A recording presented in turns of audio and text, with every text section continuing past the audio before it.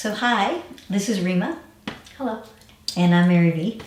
And today we're going to talk about raising resilient kids is the topic. And I know, I've worked with a lot of kids. I've worked with parents with kids. And so I thought it might be good to just kind of, especially in the times that we're in the world today, to just kind of put something together. And I know, Reema, you've worked with a lot of kids and have had your own experiences. So can you tell us a little bit about your background? Sure.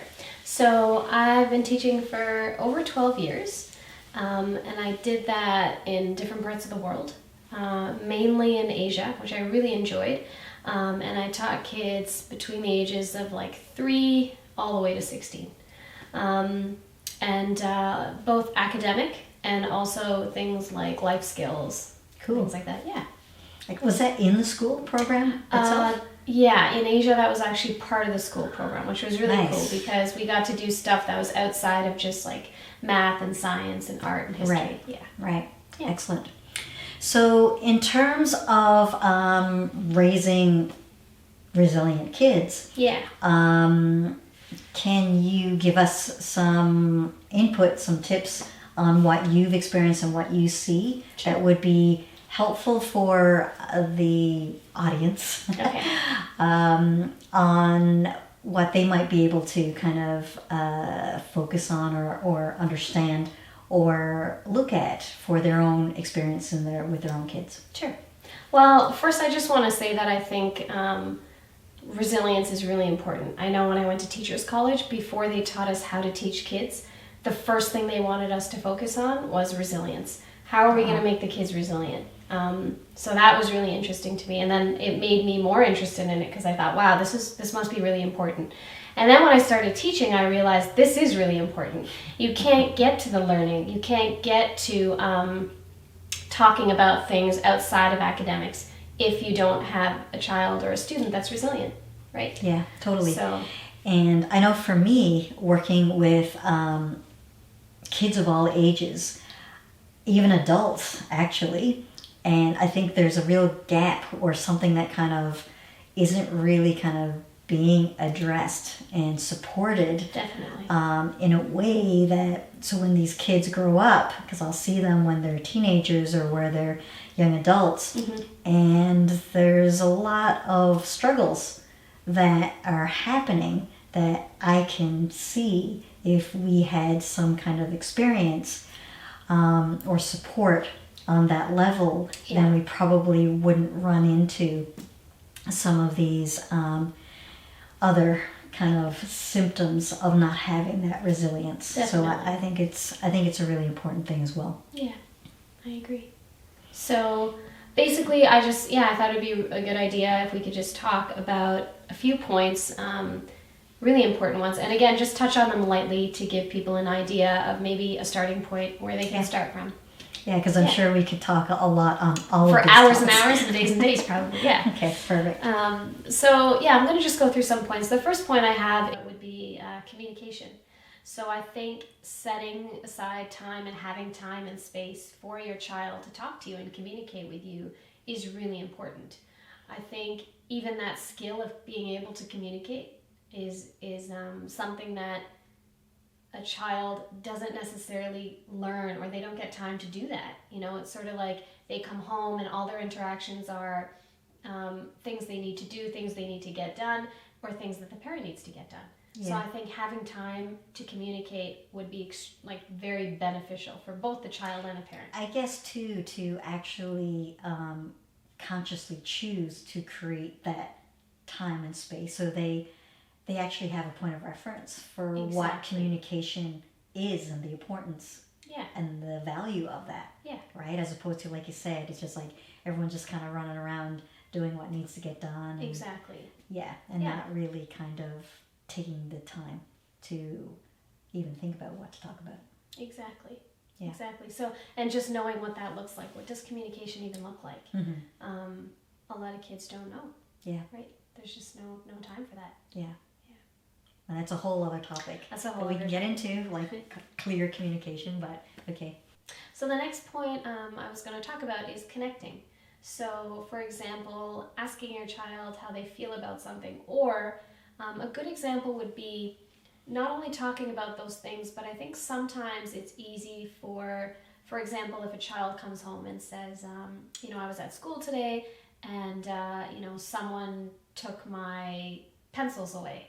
And instead of focusing on the other child or how you can change the environment to make your child feel better, I think focusing on how your child feels, something you always say is what's coming up for them, things like that, versus trying to take the pain away. Exactly. Or take the hurt away. Exactly. And judge the whole experience as something that is, it's helping them to connect with their experience in that experience. Yeah. And just being in that experience. And like you said, not judging it, just acknowledging it. Yeah. But I know as a parent, sometimes you want to take that pain away. Right. And you want to come in and sort of save them. Mm-hmm. But in order to build resilience, you need to let them experience that. Yeah. So I think that's really important. So the next thing I wanted to talk about was honesty. I think sometimes, again, we try to save our children by avoiding just being open and honest with them. And for example, if you want your child to sleep at 8 o'clock, the honesty of the situation is, explain to them why you want them to go to sleep early. You want them to feel well rested so that when they wake up tomorrow and they have to go to school, they have the energy to go through their day. And also, a parent needs time for themselves in the evening, right? Like you mentioned that. Yeah. And so the honesty. And the thing is kids feel, right? For sure. And so, you can have a lot of dynamics where, parents might be just working really hard just to try and get, their child to bed or whatnot. Mm-hmm. And the child, if they just even kind of understood, then they wouldn't necessarily fight the parent on it. Exactly. Right? So, I can see how there's definitely more room for honesty. Yeah, for sure. Exactly. I mean, and that time could even be used, you could even change it into something like, I need time, and maybe you could take some time for yourself. Maybe you could take like 20 minutes before you sleep to do something that you feel you need to do. You could read a book or, something. Exactly. And to see how that feels. Exactly. As well, right? Yeah. Because again, I don't think there's any point of reference exactly. for even valuing taking time. Mm-hmm. Right? Yeah. So everyone is just wanting to keep busy. Exactly. Everyone's kind of distracting themselves, and the kids just learn that, right? So it's literally creating a whole new kind of template or way of looking at things. But I know when I've worked with kids feel, right? And you can say whatever words are coming out of your mouth, but they feel and they know. Feel. Exactly. And, I think the sooner we kind of accept that reality and actually just practice being honest. Yeah. And it's not that we're dishonest people. Yeah. Right? But it's the survival that kind of impacts that level of and degree of honesty. Honesty, totally. Yeah, and clarity. Yeah. Yeah. So going into the next point, self-care. So something as simple as, teaching your child that drinking water is really important because you want to take care of your body. And I would even take that a step further and say, it's important to drink water, but why is it important to drink water? Again, this is where the honesty comes in. What does it do for your body? And I know, again, working in Asia for a long time, the kids, when they were 3 years old and they would come into class on their first day, we would really stress the importance of drinking water. And they had to drink more than a liter during the day when they were with us. And that doesn't include whatever they had at home. But if you would ask them, at 3 years old, because I would ask them, I would say, do you know why you have to drink this water? And they would say, yeah, because my tummy will feel better. I'll be able to go to the bathroom. And I mean, that's amazing because they can understand that. And guess what? Now they want to drink more water. Well, I mean, when you think about it, something as simple as that. Yeah. I mean, I didn't grow up. Like, no one said to me about drinking water. Exactly, yeah. Right? And we drank everything but water, probably. Yeah. And that was something I had to kind of learn and figure out and find out through my own experience. But if we can actually raise kids in that kind of way, with that kind of self-care, like you said, I think that's that would go a long way, right, in that kid's life. Yeah, I think it's a huge part. Even things like, taking care of yourself in terms like taking a shower, eating well, drinking water. So things like that I think are really important. Yeah, for sure. Anything else? Yes, so my next point is responsibility. Yeah, so do you have anything to say about responsibility? Yeah, give them some. Give them some, exactly. So it's a really big thing, and I see it all the time. And I had a young adult actually who was just feeling really anxious and really nervous. And I realized, and they had gotten to the point where they were almost afraid to kind of step out into any kind of life experiences. Yeah. And I realized because of the responsibilities and the accountabilities that went with it. And it was like a light bulb that went off, and it's like, you have no point of reference for this. And now you're a young adult. It's almost like expected of you, right? Because you're at such an age, but you actually haven't learned this. It. No wonder you're feeling anxious. No wonder you're terrified, because now it's just like, I don't know how to do this. And I'm terrified. I don't have a point of reference. Exactly. I haven't built the muscles up for that. And so what if I fail? Yeah. Right? What's that going to look like? So it's easier for me to do nothing than to respond. Exactly. Right? And to actually even see my abilities. Yes. Right? So it's really important. And I think, it's all been well-intentioned, how we've kind of been raising our kids. But it feels like sometimes we don't necessarily see. We think we're actually helping them and making it easier when it comes to resilience and just facing life and life's challenges.